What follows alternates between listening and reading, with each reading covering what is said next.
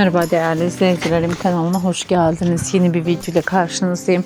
Sizler için Demet Özdemir'den yeni görüntüler, yeni paylaşımlar sunuyorum.